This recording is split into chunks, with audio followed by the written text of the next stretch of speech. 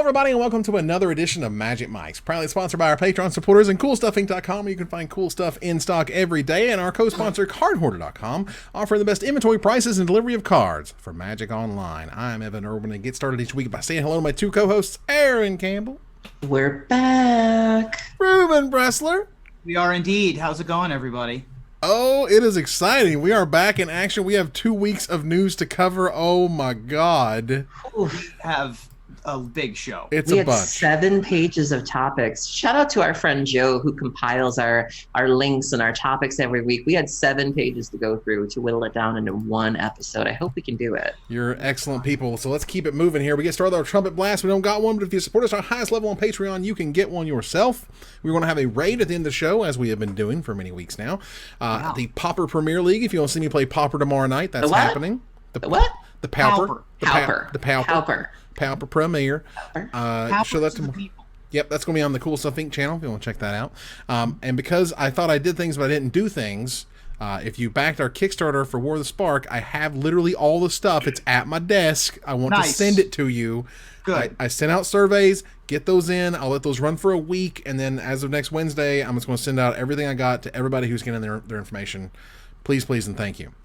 Our giveaway this week, a $50 gift certificate to CoolStuffInc.com. You can get in that with ! raffle in the chat.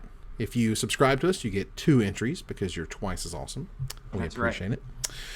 Whew, okay, that's it. First pick. Let's get started here. We have a Commander 2019 preview. In fact, we don't even have just one.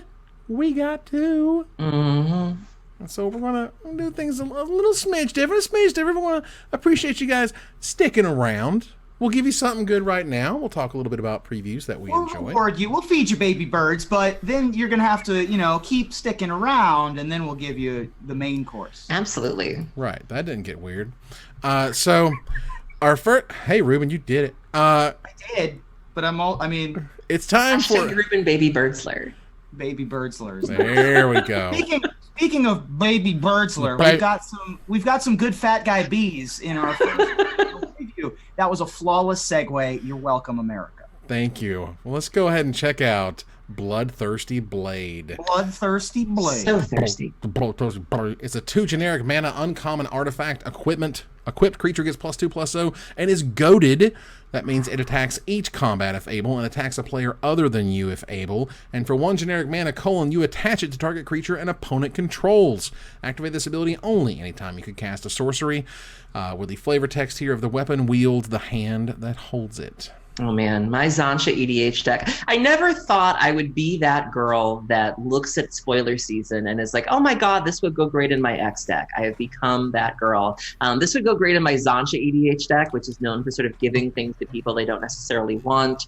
I would totally put this on something and just laugh if it kills other people. This is great. And we don't really see this too much. Like, I believe equipment in general is really just kind of for your things. And so the fact that this is something you put on other people is a really interesting design space. I love the art.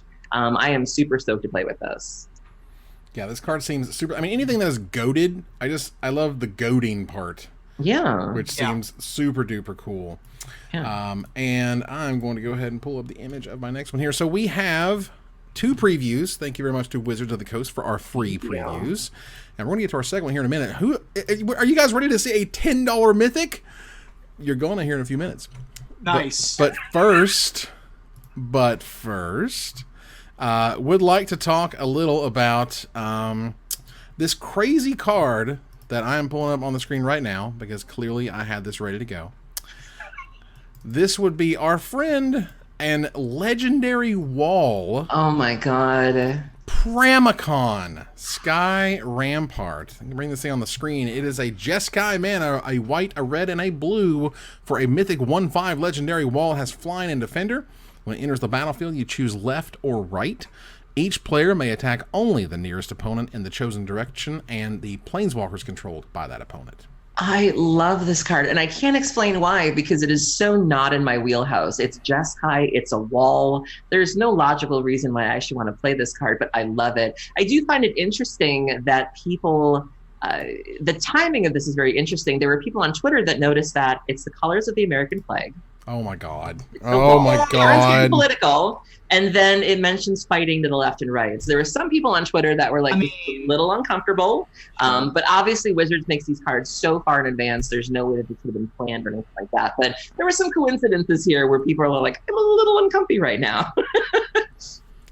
I mean, goodness gracious. Get out of here with that. Go on. Let me have my legendary wall. Let me love it and talk about it. I'm going to play the crap out of it. I have no issue with it. It is so cool. It's weird that arcades can't use it, I guess, which is fine. But, like, I'll take it. Anything for, like, something that just breaks a barrier, essentially. Now you get, you have Doran, you have Arcades, and you have Pramikon as your commanders. And yeah, I mean, you finally get to play Vent Sentinel in your Defenders deck. Woo! Which is an important piece of that classic iconic Masters Defenders draft strategy. So now you can just start Doorkeeper and Vent Sentinel in people for 80,000. I'm in. You get to play, Wall of Stone and all the other red defenders that are all around. So. And I am not a deck builder, so if there's anybody watching and you're brewing a Pramikon deck, I want to see it. Send me those lists. I'll unblock you if I have to, but send them my way. Right. I'm excited for Pramikon 2020. I've already purchased my 4-day badge. Let's get out of here. Get out of here with that. So, Reuben, tell us a little bit about your card. So, I mean, there is a long and illustrious history about legends that are finally getting reprints that are halfway decent and medium reasonable.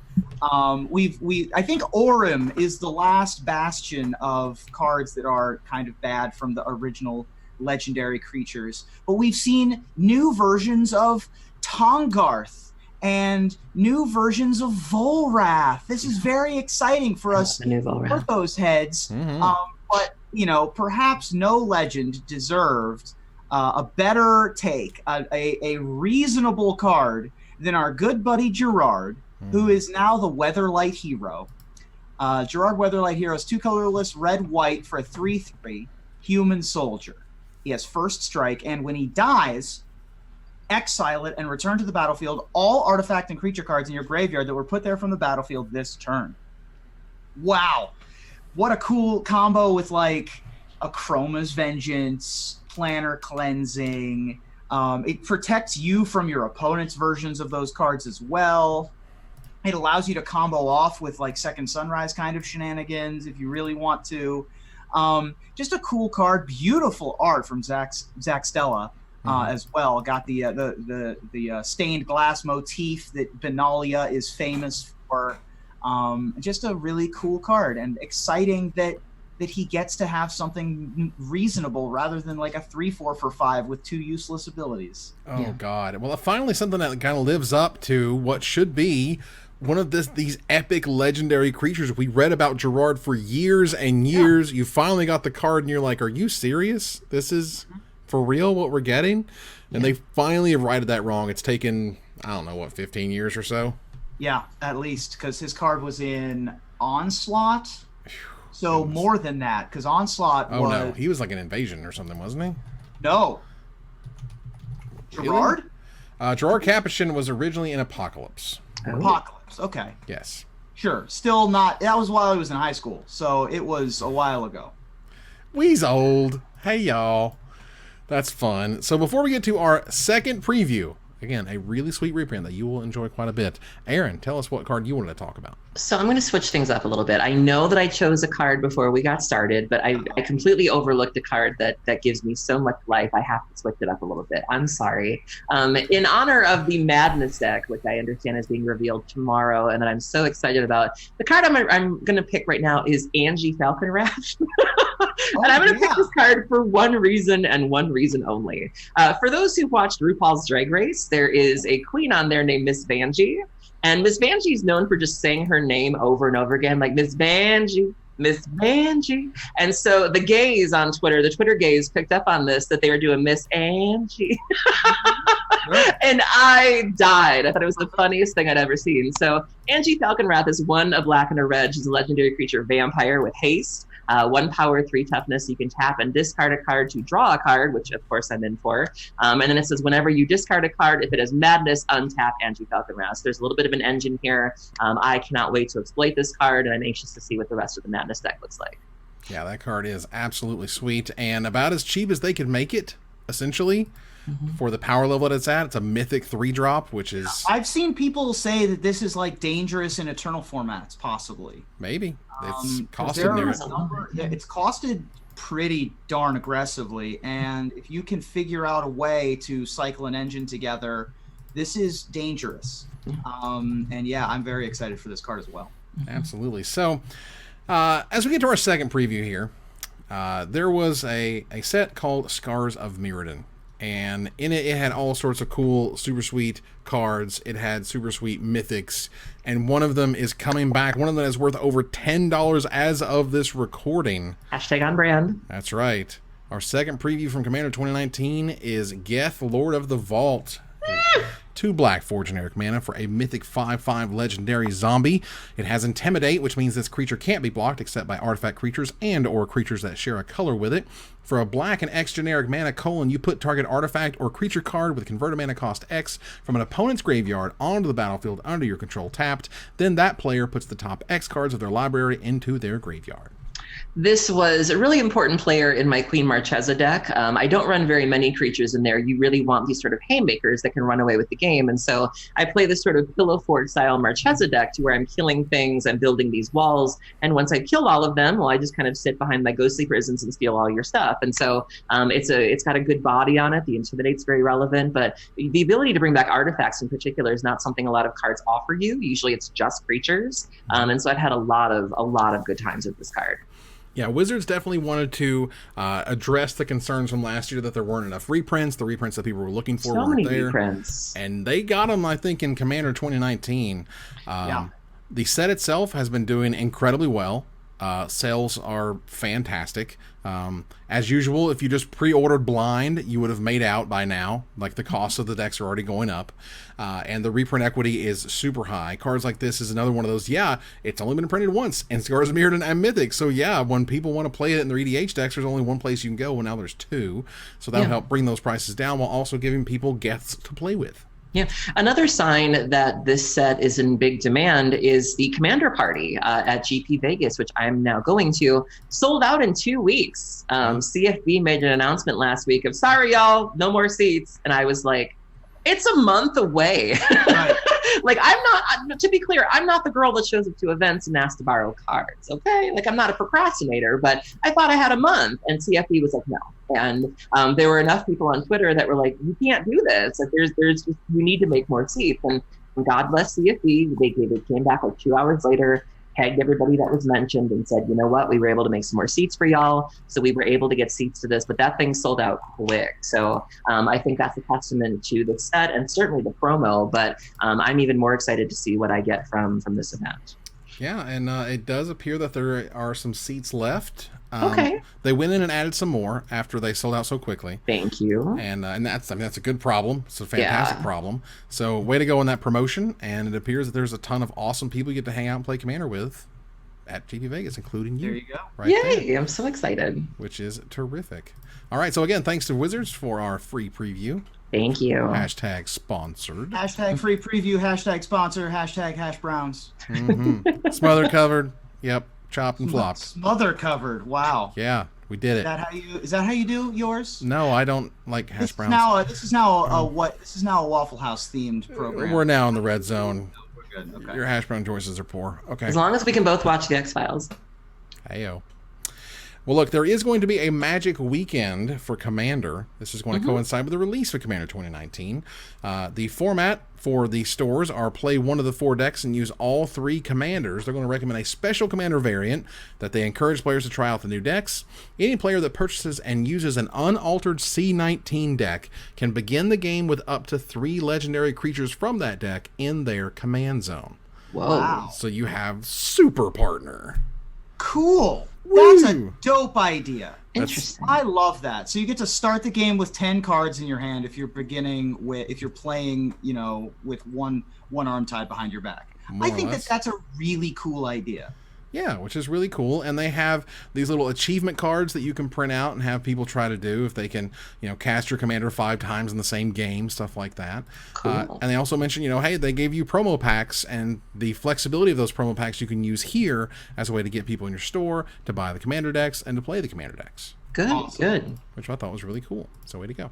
Brilliant. All right, so I didn't hear about that ahead of time. I really like that idea. That's really cool. yeah, isn't that neat?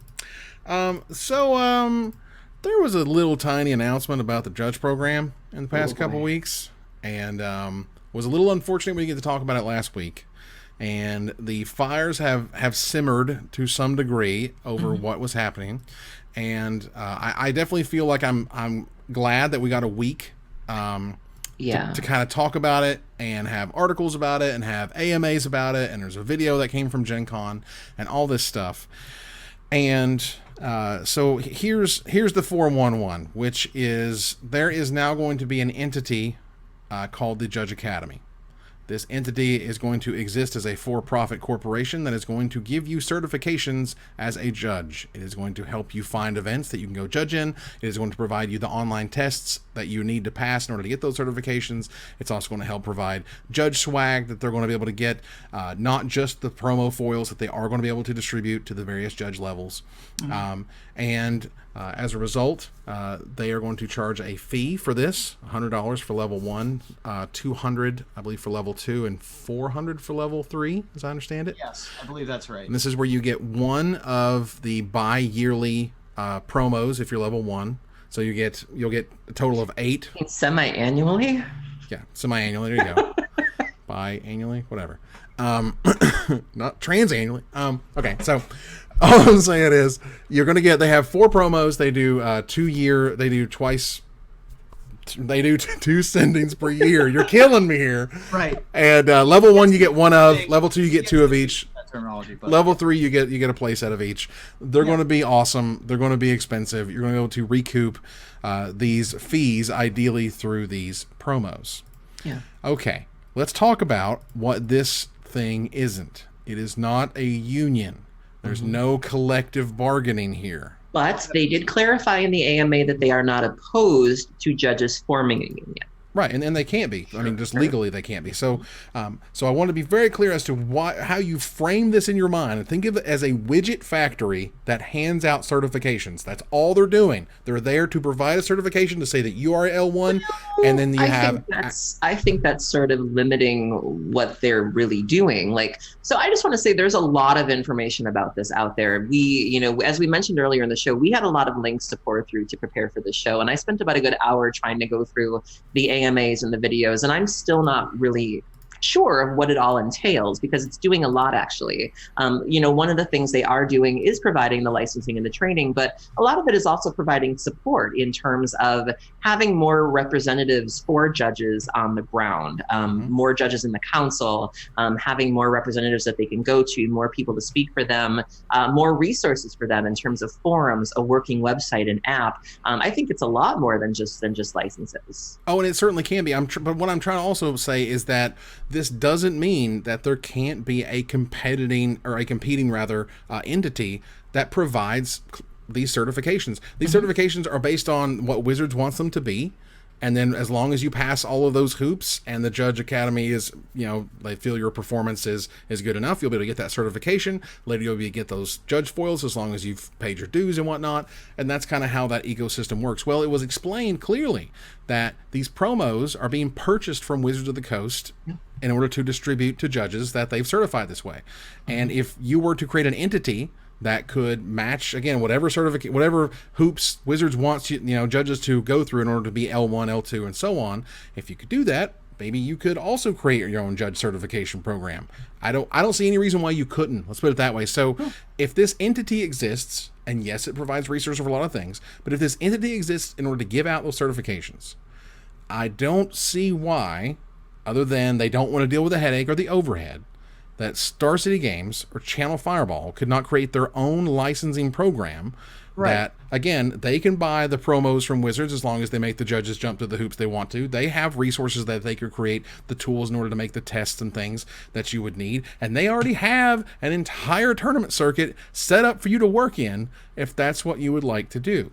So, Sure. and I'm not saying they're going to do this. I'm not saying that I have everything figured out. I'm just saying that from everything that was explained to me, this is an outfit that is, again, for profit that you have to pay into in order to get certain benefits, and it is not something that is unique to this planet. It's just something that exists now because the end goal was Wizards is trying to get away from judges being seen as employees.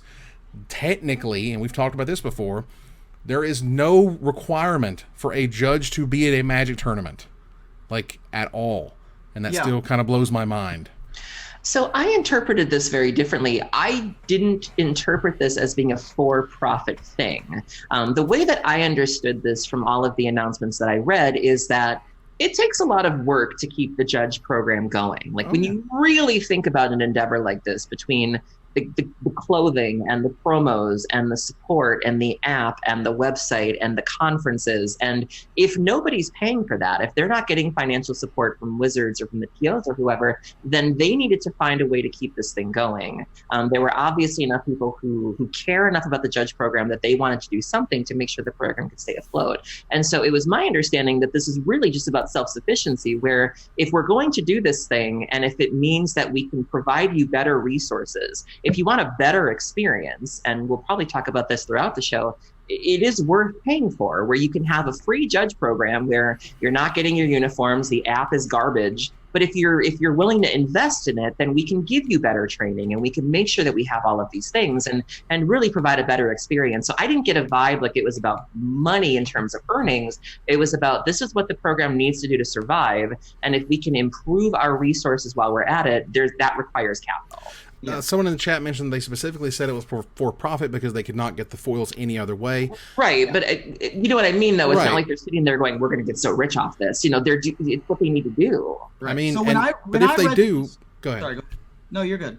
Well, if they were to make a lot of money off this, they could. They have no argument or they have no requirement to say anything about any of the revenue. And I'm not saying that they're bad people or they're going to twirl their mustaches and run off. I'm just saying that this is a profit entity. And one of the things I wanted to address was, and this came off really weird, and when I listened to part of the talk he did at Tim Shields, who's running the organization, did at Gen Con, I think tried to clarify a little bit, which one of the sort of Q&As was about being a nonprofit is that they didn't want to take money away from other nonprofit organizations. And we're like, what are you talking about? I don't know how that works. He kind of sort of clarified it, and he said that large corporate entities that have the ability to provide, resources to nonprofits, they only have so much to do so. And if they're a for-profit corporation, that's a different contribution that they can give than the non-profit corporations, of which there's only so much they can do.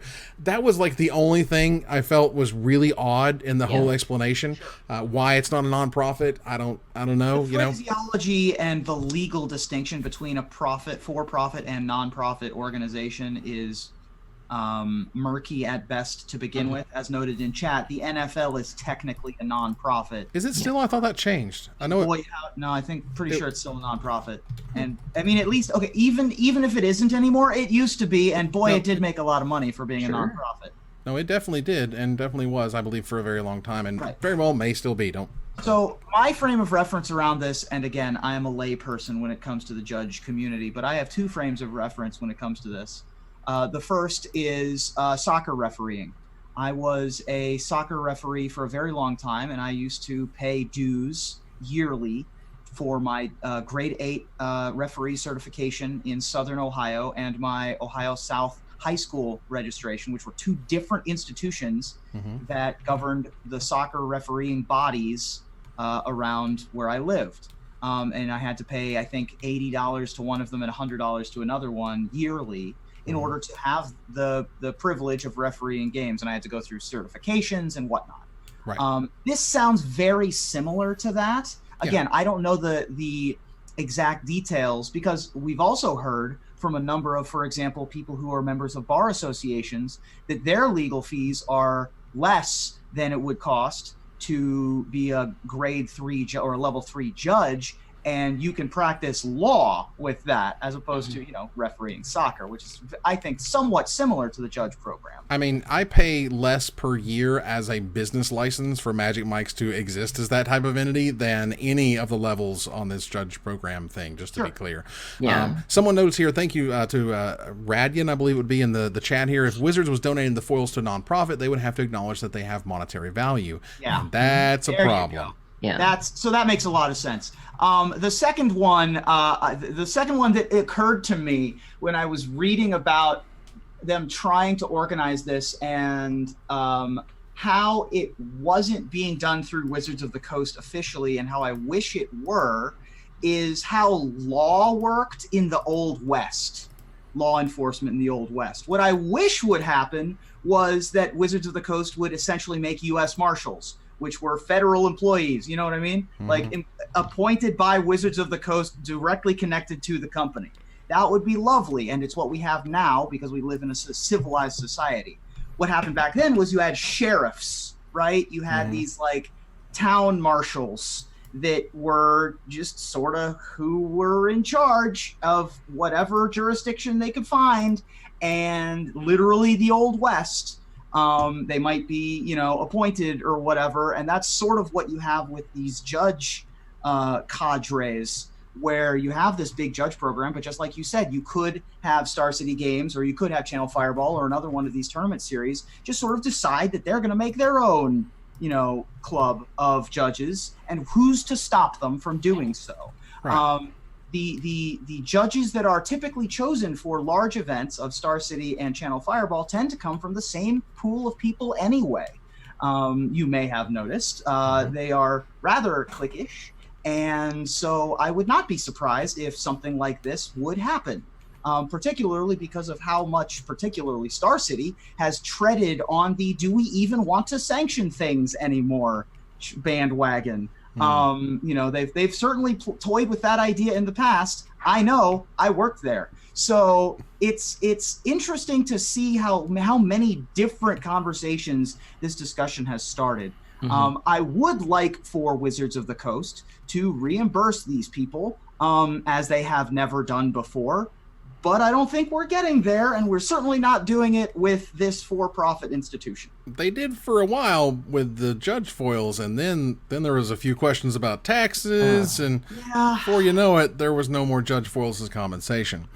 I do ultimately think it's a good thing, though. Like, I think that if it's going to mean better resources, and if it's going to mean better training, and we're going to see the fruits of that labor, then I'm all for it. Now, one of the things they also mentioned that, from what I understand, was sort of what he was explaining, was that the judge apps as they exist right now, all the resources they have right now, the Judge Academy can't use those because those are already the property of whoever wrote those judge questions, whoever wrote those tests or whatever. So they have to come up with all new stuff. Yeah. And that's part of why they have to hire, a whole host of people to do so. Yeah, and I think even to kind of go back to the for-profit discussion, I think Pharmacist Judge brings up a really good point. Even if it was for profit, so much of this work was already being done for free. And we've had this discussion when it comes to artists and cosplayers of, people having to prove that they deserve to be paid for their work. Like, when you have some of these people, the job never really ends. Like, you see them answering questions on Twitter, you see them writing the pets, doing the mentoring. And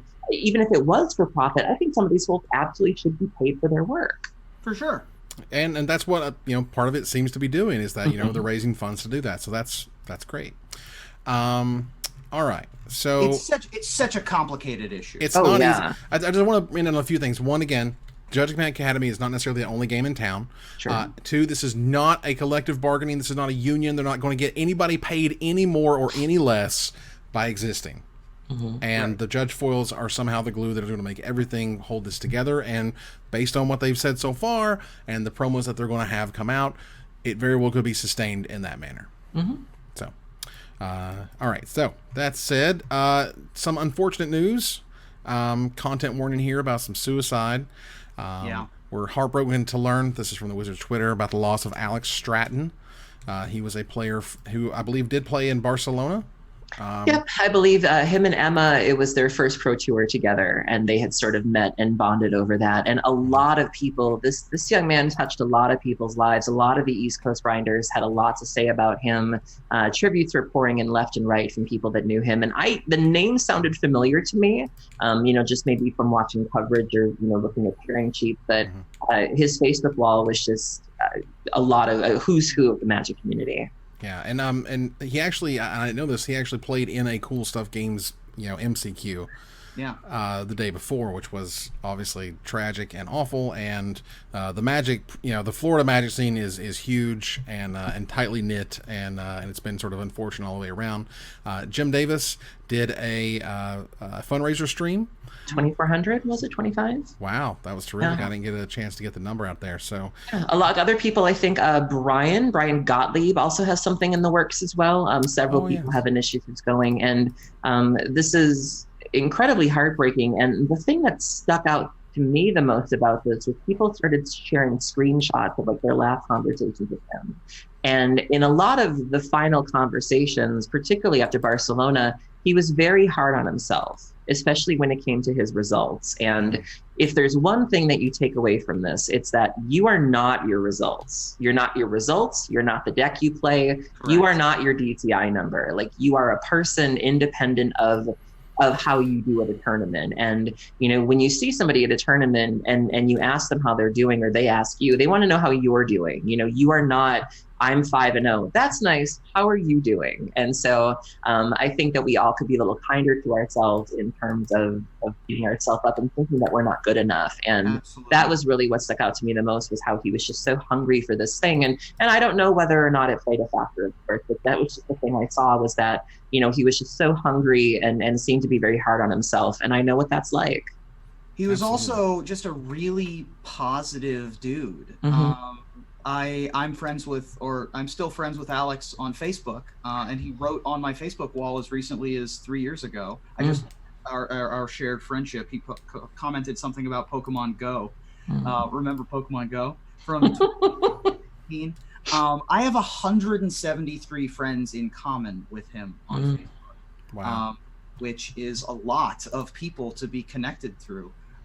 He was a well-known grinder on the East Coast and in the Florida area. I was shocked and saddened and dismayed, of course, when I heard the news. And what you just said, Erin, is extremely important. I'll speak for myself. I am not private when I come to my mental health issues.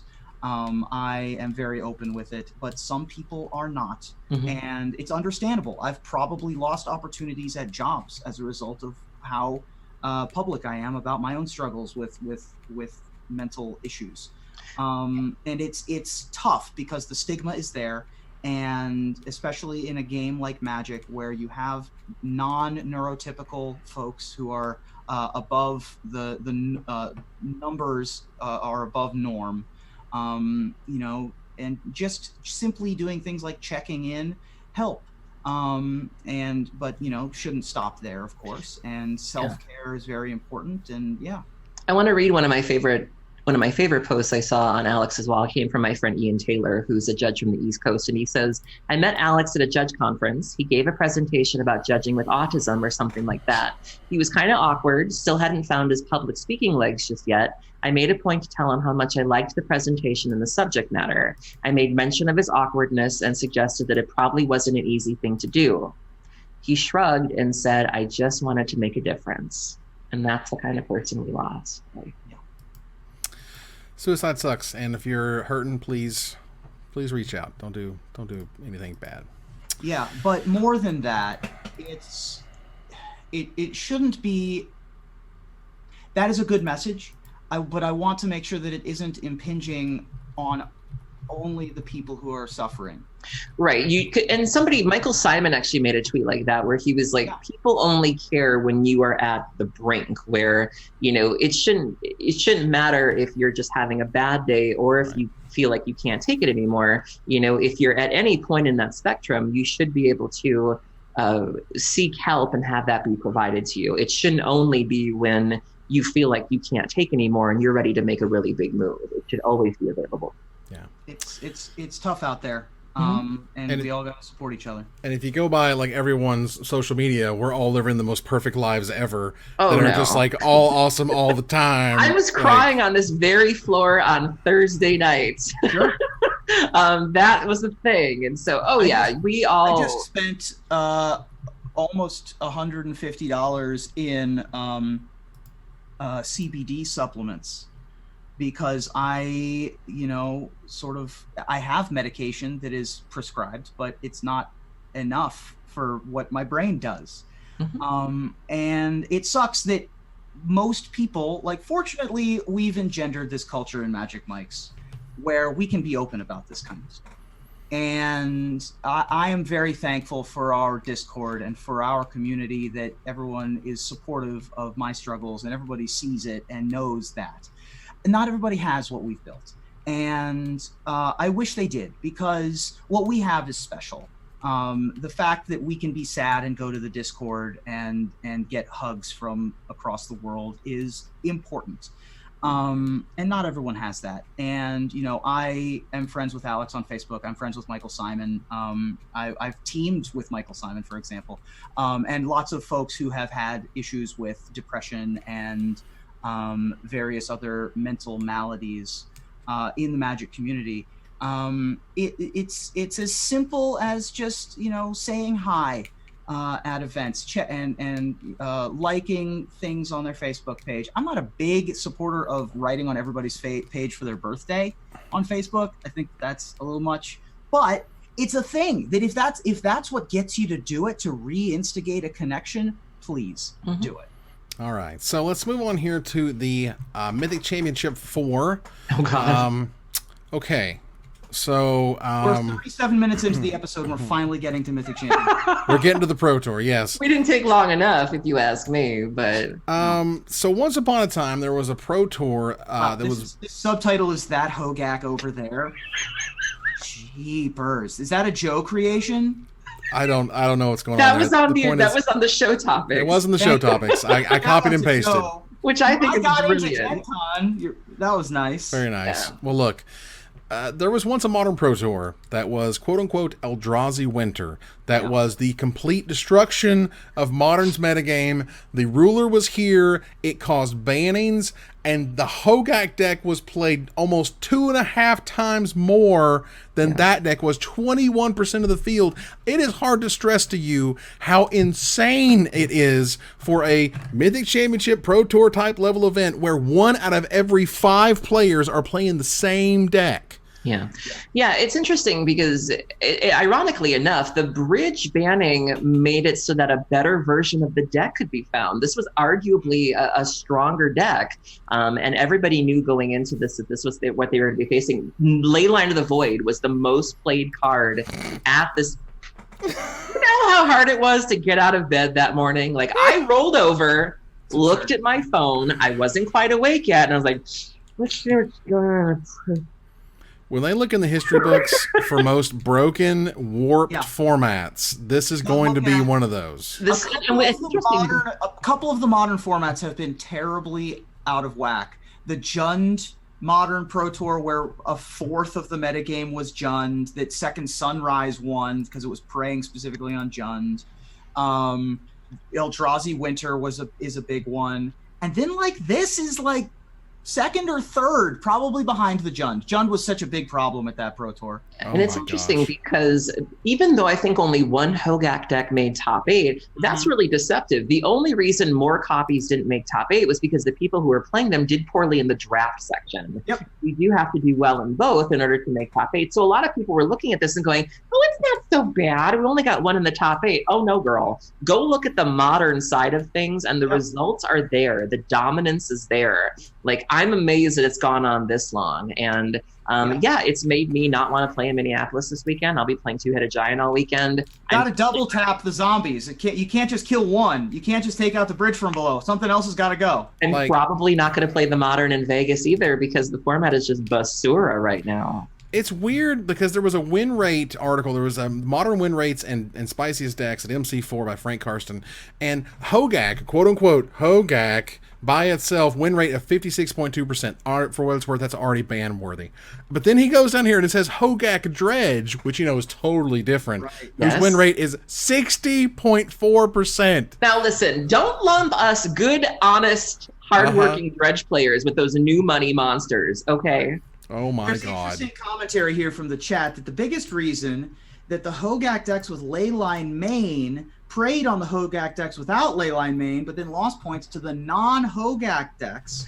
So it equaled out a little bit at the top. It's like when you put your hands together. Like. Thanks for the report, Ephro. That makes sense. But that's another indication of an unhealthy situation. It's bad. It's really bad. 28% of the constructed decks with 6+ match wins were Hogaak. 33% of those with 7 or more. 45% of those with 8 or more. Your format is broken. Wizards somehow banned a card and the deck got better. I don't understand. It also opens up an interesting discussion about did Wizards intentionally not do this to salvage their new set? Like, were they more concerned with the fact that, like, if we ban this card, that might somehow affect the sales of this set, so we're going to go ahead and ban this other card, hoping to God that you bums don't stop spending money. And if that's the case, that's a really interesting thing. Did you guys just do that? Like, I don't think so, and here's why. Because Konami does this with Yu-Gi-Oh! And it's like shameless, where there's a card or a combination of cards that are clearly a problem. Well, in Yu-Gi-Oh! You can play a max of 3 of one card, but you can also be restricted to 2 of it. Or you can also be restricted to 1 of it, let alone banning it entirely. Well, right, but Yu-Gi-Oh! Is all eternal all the time. Everything's legal forever. So when you have a card that's a problem and they're about to release it in an upcoming product, they'll restrict it maybe to 2 or 1, but won't actually get rid of it, what should be a serious problem, because they don't want to derail the sales of that product. Where you have Wizards who literally banned Stoneforge Mystic when they had a deck coming out that had that card in it. Right. So like that to me says a lot in terms of what Wizards does. It's for the best for the game, not because we have a product coming out. I'm also not sure that banning Hogaak would really impact sales that much, because there are a bunch of cards in Modern Horizons that are still going to sell the set, especially going to sell the set if Hogaak goes away. Aria of Flame, Giver of Runes, Ren and 6. Force of Negation, Force of Vigor. Exactly. These are cards that, Force of Vigor, unfortunately, gets to go in the Hogaak deck to combat the things that fight against the Hogaak deck, which is... Yeah, exactly. But it's a problem, and I think that I don't think Hogaak is long for this world. I don't think everyone recognizes we are going to live in Ren and 6's world, right, for a long time. Once you finally get rid of Hogaak, Ren and 6 is a mythic, and Hogaak is a rare, so at least that's manageable. If Jund with a bunch of Ren and 6s in it becomes the best deck. Yeah, that's also not great. It's probably healthier than where we're at now. It's a lot healthier than 800 friggin' Leyline of the Voids or whatever. That's a problem. That's just absurd, quite frankly. Now, obviously, congrats to the winner here, Thor of Severin. Played adorable. Did you know nothing about Thor of, but he seems like the best. He is the cinnamon roll of a young man. I love my favorite moment. I guess him and Riley Knight are in a podcast together called The Arena Boys. And at one point, he takes the sheet of paper and puts it in front of the camera, and it says "Riley sucks." Mm-hmm. And he waves to the camera, and I died. I was completely slain. It was perfect, right at the right time. Yeah, this is like when LSV or Paul Cheon are in the booth, and the other one's in the feature match area. It's like that. It's pretty adorable. I like it a lot. Yeah. So with the Mythic Championship sort of coming and going. There were a few pros who are kind of, we're starting to see this twilight of pro career thing. When they were dropping like flies over the weekend. When we're not sure what's going to happen, who's going to be, qualified for the upcoming events. Jim Davis mentions that he's going to step down from Team BCW and focus more on content creation, which I obviously are a fan of. Mike Sigrist. You would be. Wow. Look, man. I know. From me. It's good for CSI. I'm not shaming the game. I'm just saying, game recognizes game. It's pretty funny. Michael Sigrist That's also noted. You ask us to vet your candidates for you. Right. Well, I need help, man. Just checking. The last event here as a member of CFB from Michael Sigrist, which is which is incredible. Even Saffron Olive, Seth, friend of the show, says the number of people I've followed at Pro Tours over the decade tweeting about how Mythic Championship 4 was or is likely their last Pro Tour makes them sad. Seems hard to have an organized play system without players. Yeah. Well, even just on a really basic level, there's just no money in it, where it's like Jim Davis can stay at home and stream Arena and do articles, and he's not having to pay for hotels and food and travel, and he's not having to be away from his family. I mean, it's kind of like when Savich, say what you will about Savich, but to a certain extent, he was right of like, I could just stay home and make all of this money and keep this business going. Why would I ever do that? There's just it just pays for itself, and it's just by the means. It is interesting how to see the shift, right? Mm-hmm. Has there been an announcement about next year's Mythic Championships yet? No. I feel like we would have known if anybody. I'm hearing rumbles that we might get something next week, but again, we're in rumble territory. Breaking news on Magic Mike's. We're in rumbles. I don't know, man. I just hear birds talking. What do you want to say? Okay. Rumbles wrestler. Yep. Reuben Rumblers? Reuben Rumblesler, I think is what there we go. But yeah, I mean, we look. The name organized players in a state of flux. We've said it for the last forever. Mm-hmm. And it's really unfortunate that people are essentially retiring from pro Magic or taking a step away from traveling to these events and becoming full-time streamers. This is very similar to what's happening and has happened and has always been the case for Hearthstone, which isn't to say that it's not successful. You can be a full-time Hearthstone player and still play in major tournaments because you don't really have to travel as much. And that's sort of where Magic is headed. But by the same token, it's very, we look back wistfully, and Arms of an Angel from Sarah McLachlan plays in the background as we see Wallow leave. Well, Matt Sperling actually wrote a really good article today where he was talking about sort of what competitive Magic is now, and I think Paul Rietzel even made a tweet where he was like, if I have a son and my son wants to play Magic, I'm not going to show him Arena. That we, there are people like us who do remember, sleeping in bathtubs to go to PPQs and being in car rides with your girlfriends and singing the whole time. And so it's very scary to think that won't be a thing. That might not be a thing anymore. That we will all just sort of be at our pods playing Arena and tethered to our computers. Right. The patron saint of aces and deuces, Matt Sperling, his article today was an ace. And highly recommended. It's the past, present, and future of competitive Magic. Mm-hmm. Highly recommended. I think my favorite little bit in that article was just sort of a throwaway where he explains that if Arena were a subscription program, like how much better does Netflix feel versus iTunes? And you're like, oh, I know exactly how that feels to just like have things that happen versus I have to go like purchase a thing and have. I would play Arena at that point. Like I said, I've never had a problem with Arena as a program. I like to joke about the fact that I don't play it and I only play it when I have to, but that is honestly my only barrier to entry is I don't want to have to build a crappy draft deck, play it for 3 weeks, and then play this game of grinding gems, whatever. If you just gave me a collection or you gave me a subscription fee or you gave me an economy, I would absolutely play it. I just don't like that style of building deck. I am going to miss the reaching for the stars aspect most of all. Mm-hmm. If it goes away, which I mean, it looks like it is. Sam Black was over here saying, he hates to be alone. He mentioned that, he could play, he could stream. He said the future of streaming involves being alone, and that's not the experience he's looking for. Mm-hmm. Which I hate this show. No, I'm kidding. I hate streaming. I can't do it. I tried doing it after Star City ended. I tried to do the full-time streamer grind. Streaming is work. Did not work for me. It takes a lot. I have a lot of respect for people who can. It's not for me. It's not for most people. So we got to keep moving here. The Hasbro second quarter earnings came out. I'm not going to spend a lot of time on this, but basically Magic made a bunch of money. Yeah. It's making more money than it did before.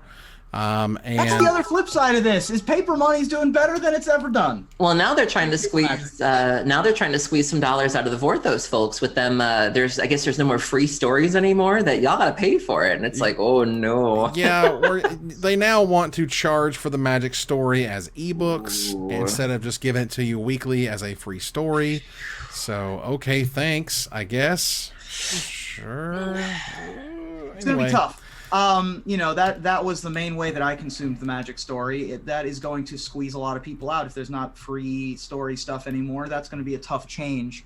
We'll see how it goes, though, because not everything is free, when it comes to creative content. So to complain about not getting free stuff is a little awkward. But, we'll see how it works. All right, so some quick beats here. Paulo Vitor is now writing for SCG. Congrats on that move. He had an article on CFB and SCG on the same day. Nice. Which was interesting. It happened very quickly. We had a lot of retirement announcements this past weekend, and I think the Siggy thing happened after Paulo. Yes. I remember our Discord was like, what is going on? Well, and Zack Stella announced that he's going to be the Magic art director. There you go. Okay. Yeah, Magic artist himself. Who did the Gerrard that we were talking about earlier. And True Name Nemesis, which I believe was one of his first pieces for the game. Excellent. Good. Yeah, many years ago, which is sweet. They did tell us where the 7th Mythic Championship is going to be. December 6th through 8th at Thunder Studios in Long Beach, California. It's going to be best of 3 standard constructed, which is cool. Thunder Studios. Bringing that thunder. And now we get to touch a bit on Reuben's creativity and Reuben's project that he just kind of dropped at Gen Con. Hello, friends. I just went to Thunder Studios website and there's just a whole lot happening. A lot of thunder? Okay. Yeah, you should go visit it later. Down under? Oh, hi, everybody. The internet's Reuben Bressler, Mox Ruby here. Author of Canatars, the campaign guide. Which I picked up. So if you supported Canatars on their Kickstarter, you got a 30-page pamphlet that has little old me as the head writer. Heyo. Show us. I got Reuben Bressler. Look at For that. top billing. Look at that. So this is exciting. This is a book about the world of Hundalia. The art is a little bit of nightmare fuel if you're not used to it. These are essentially dog centaur people. Jesus. And there's cat centaur people. That's Imperius Rex. He's a dog centaur god. Oh my god. I would go to his church. What a good boy. Wow. Right? Am I a furry? Is oh god. Right. So you're a furry now, Aaron. It's too late. A bunch of stuff like that. You're done. And here's a pug with a crossbow. Just go buy a tail already. Just go buy a tail, Aaron. It's okay. It's fine. One of the things that I'm working on right now is for a full campaign book for the Canatars, which will be coming out at some point. All right. Well, the Queen has returned. Oh my God! At Gen Con was Christine Sprankle in full Elspeth gear. That in and of itself is some pretty awesome news. Yeah. I tweeted that this was like a headline moment this was a watershed moment for me at how important this was. Yeah. I mean, there was a lot of layers to this. The fact that she chose Elsbeth, which was her first real cosplay. She loves to tell the story about when she first met Mark Rosewater. She was in her Elsbeth costume and it was literally falling apart when she was talking to him. And so that was the costume that started all of this. And then you have, her returning in as the form of a dead planeswalker that could very well return if and when we go back to Theros. And so there's a lot of layers to her being there and the costume that she chose of all the things that she's done. She's done Una, she's done all of these great things, Olivia, and this is what she chose. And this was a really great moment for her. And I hope that she paces herself, that she takes good care of herself. And if she can do it, I would love to see more of her, but not at her expense. Yeah, she does have an Amazon wishlist going for her cosplays. I put the link in the description. An excellent way to support your creative endeavors. And I also just want to say, I love that all of the cosplayers get along, because there's this weird stigma, specifically when it comes to women. People assume that we're always just, one-upping each other, or there's drama there or something. And I can honestly say, in the time that I've spent hanging out with the Magic cosplayers, I've never seen a more supportive pack of girls and guys in my life. And they're constantly making things for one another and sharing their costumes. And, at no point was there ever any sort of jealousy or bitterness. Like, these girls all just got together to make this thing, and it was just such a positive moment. Like, the Sailor Scout photos were just incredible. All right, so we got to keep moving here. I'm going to move on here to Desperate Ravings. I don't have a ton of insight on this next story quite yet, but there is a post that came out today, official statement and offer from Anson Maddox. Wow. The family of Anson Maddox. We're talking about, they are discussing pieces that were from, we're talking Homelands, we're talking Legends, Ice Age, Alpha. Like, at this point, just to be clear, there is probably not an Alpha art piece that is going to go for less than $25,000. I don't care what it is. Like, it does not matter what it is. If it is from Alpha, it is easily in that number range, if not higher. And he basically mentions that someone essentially took advantage of his trust, went and stole a bunch of paintings, either sold them or kept them or got rid of them or whatever. And as a result, he's looking for all of these pieces to try to get back. But it's not just that. It's not just, hey, this artwork was stolen and clearly sort of made its way through the market in some fashion. They also mentioned that if you would just come forward with it, they can, let's see here. Our wish is not to harm the MTGR community or its collectors. So for those in possession of any of the following artwork, not marked as recovered, who are willing to participate or cooperate in returning the stolen pieces and provide information regarding how the art came into your possession, they will offer it for public auction and split the proceeds with you evenly. And they will extend this offer from 6 months from the date of this statement.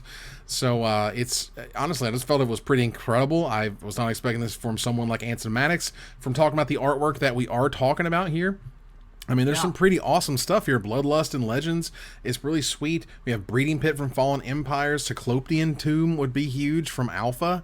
I mean, Drop of Honey. Like, we're talking about some biggies here, and as a result, it's quite impressive. This is a long, comprehensive list, 107 total pieces of various levels of recovery, from completely unknown whereabouts, never recovered, to currently in safe hands, to in third-party hands, and obviously a ton of stuff that's super famous. But it's it's just a shame that High Tide from Fallen Empires is a card that was apparently never recovered, and they don't have any real leads on. Everything on this list that's in pink is taken under false premise and sold without Anson's consent/agreement and never recovered, and that is among the pieces of art. And you have individual cases and singular stories for every single one of these 100 cards. So it's really unfortunate situation, but this is an interesting way of going about handling it. I mean, as Magic sort of continues to grow and has more and more of a legacy, more and more importance in terms of nerd culture and the culture of Magic as we have cultivated it, these pieces of artwork are only going to get more and more rare, harder to find, more expensive, more lauded, and if this helps out the Maddox family, then high five. All right, so moving on here, there was a mention here about the Mythic Qualifiers' terrible attendance in the UK. Now, I would note that we had a MCQ in South Orlando for the Cool Stuff Games one, and that had 180 people in it. So that's a fine attendance. You're doing okay if 180 people are showing up. However, when only 40 and or 30 are showing up in the UK, that's a problem. That's a little bit of a yikes. And the organizers had planned a really large event, which would be awesome, but then no one's showing up and or buying tickets, and that's a problem.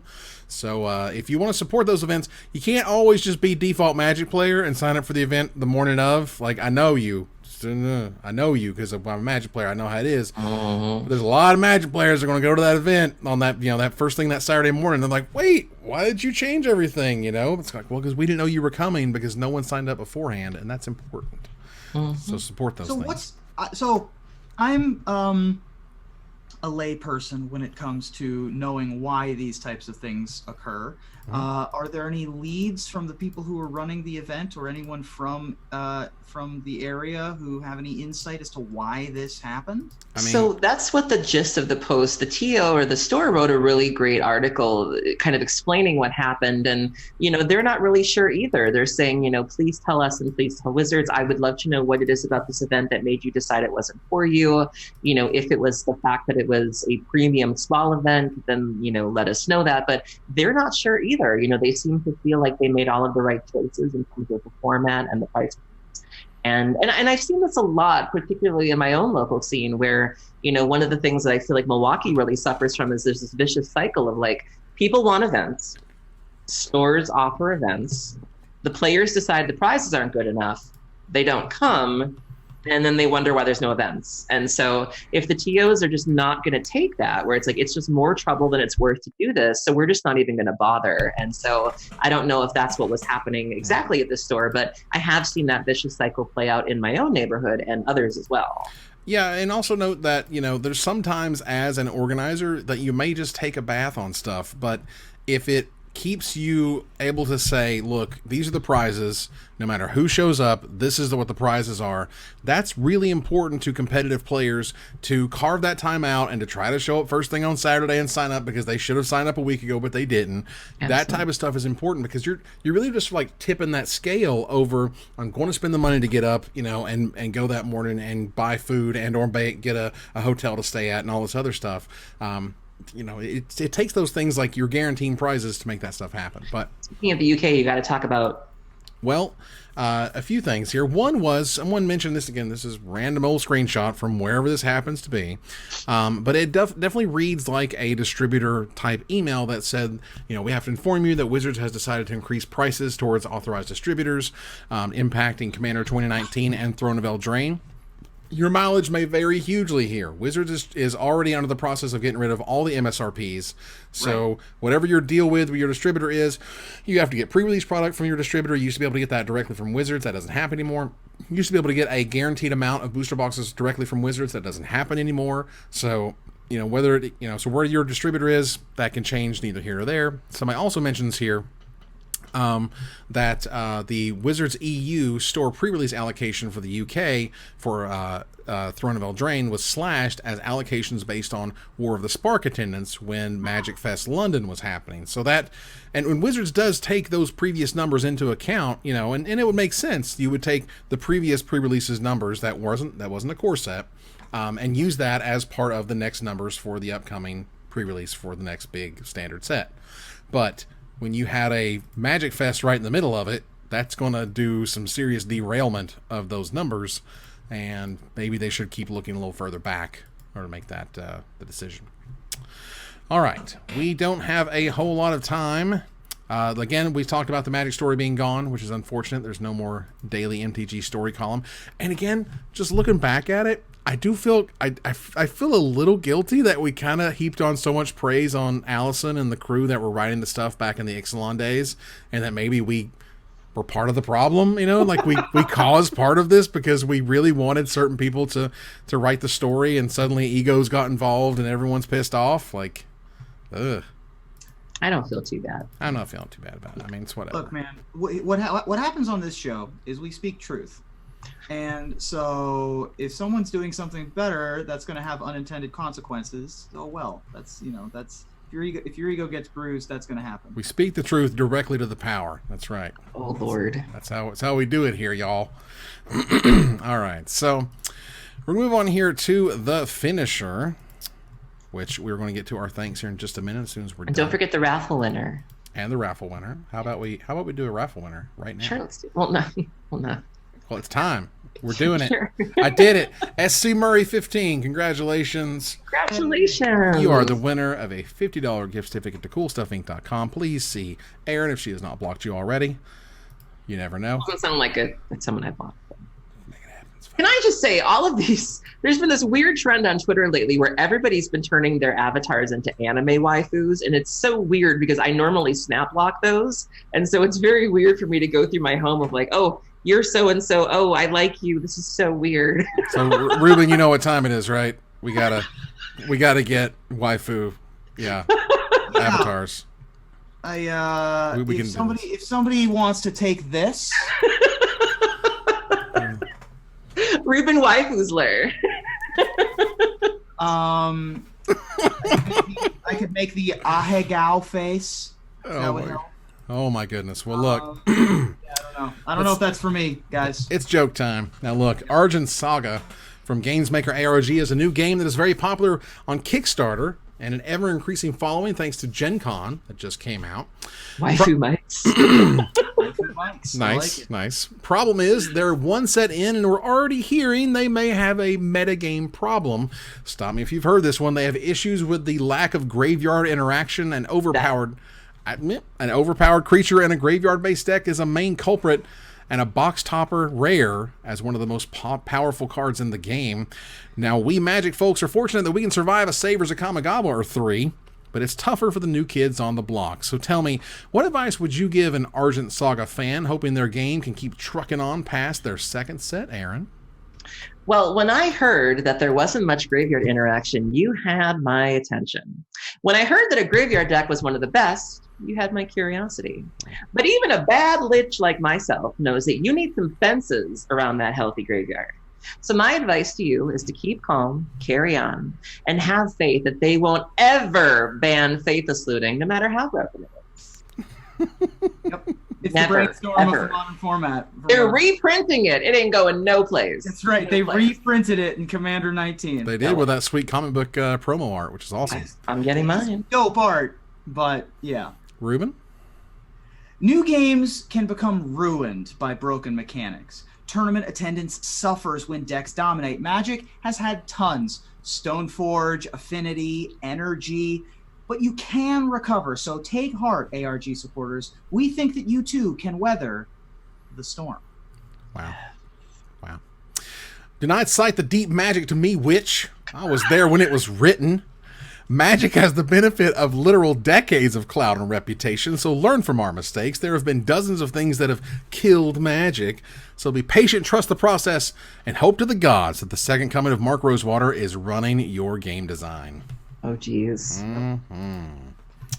We got to do subs and bits, and then we're gonna. I'll find somebody to host. I guess we're doing this. As you should have while we were saying those jokes. Well, the problem is that sometimes people are logged off by the time we get to the point. That's fair. Neto360 has resubbed for 12 months, says only 1 year already. Here's to many, many more. Thank you so much. Onyx Metal Wolf, subscribe via Prime. Thank you so much. Welcome to the channel. Ali Fox LP, same thing. Mike Macarada. Wow. Butchering names. That's what we do here, ladies and gentlemen. Macarada 6 has resubbed for 5 months in a row. Thank you so much. Please forgive me. Beyond Sadistic resub for 12 months. They said 1 whole year they made it. Yes, you did. Thank you so much. We certainly appreciate it. House of Shadow resub for 15 months. My babby is 6 months old, they say, and still no child support from Reuben. Tears. Oh, Tears. geez. Rubes. Oh, no. What have you been... That's why he moves so much, I'm telling you. Vagabond life, y'all. Hashtag vagabond life. Krasuskiman? Krasuskiman, is that right? Close enough. I did it. Resub for 5 minutes in a row. They said, I'd like to send my warmest thanks to all the Magic Minds, especially Reuben Bressler, who finally followed me on Twitter after like 3 freaking years. I know. Yeah. Chessius resub for 6 months. Thanks much. Zephyr MTG subscribed via Bezos Bucks. Travis M79 has subscribed. Thank you so much. Tier 3. Heyo. Which is terrific. And I think we're back to bits. Okay. Well, in honor of Bloodthirsty Blade, I will... Bloodthirsty Blade. We don't have any B's in our top cheers this week. Hint, nudge, nudge. But I can do my best with, let's see here. I'll make it work. Gauntlet X has given us 50 bits. That's very excellent. Big old bits, y'all. Big bits. Big Anarchy with 69 bits. That is nice. Nice amounts of bits. Thunder Voice 169 bits. That's 100 nights. That's right. Smilkow's 400 bits and MTG Effect 500 bits. Thank you so much to all of our bit givers this week. The bit givers. Back to you. Yep. Smilkow mentions as part of his 400 bits he does not want to have to manage 3 separate collections between paper, Magic Online, and MTG Arena. If I can choose one, they choose paper, and I don't blame them a bit. Mm-hmm. All right. I like the feel of it in your hands. I like the snap of the card. We also have a recommendation for a raid if you don't want to go with what we have. Okay. Well, I'm happy to go with what you suggested. That's fine. Great. Let's do it. All right. That said, that ends another live episode of Magic Mike's. Thanks for joining us here to discuss all things Magic. Thank you, Erin. Thank you for having me. And come say hello. I will be at GP Minneapolis on Saturday and Sunday with our friend Joe. It should be a really good time. Very nice. Thank you, Reuben. Thank you. And join us here next Tuesday for the final portion for now of Mike's and Magic episode 4. We took a couple of weeks off, one for Gen Con and one for a Con Crud, because we still are, congested. We're getting there. But the finale of this portion of the story will be coming next Tuesday. So please do join us. Please do. We move here to our final slide. I want to thank our sponsor, CoolStuffInc.com, our co-sponsor, CardHoarder.com, my co-hosts, Erin Campbell and Reuben Bressler. You guys for watching or listening. I hope you support us at patreon.com/magicmikes. Please follow, like, tweet, favorite, share, subscribe, do everything social that tells people we exist. Catch us online on our Discord, twitch.tv at Magic Mikes, on Twitter at Magic Mikes Cast, our Magic Mikes subreddit, and like the Magic Mikes page on Facebook. Talk to us privately at magicmikespodcast@gmail.com. Follow the audio-only podcast at magicmikespodcast.libsyn.com, or find us on iTunes or Spotify. Or join us here next week, same time, same place, for another episode of Magic Mikes. Good night, everybody.